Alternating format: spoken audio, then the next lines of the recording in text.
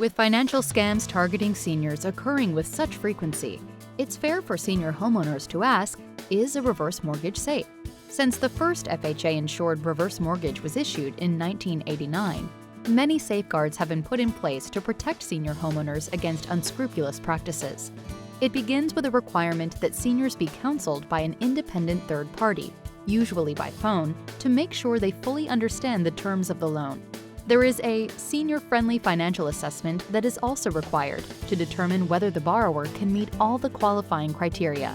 They must live in the home as a primary residence, keep up with the loan obligations of keeping the home well-maintained, and stay current on their property taxes and homeowners insurance. There are also safeguards for eligible spouses of senior borrowers who are either not 62 at the time of the signing or not named on the title.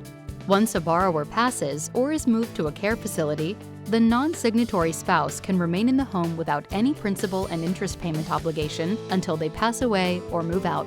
To find out more about the strong consumer safeguards built into reverse mortgages, call us today.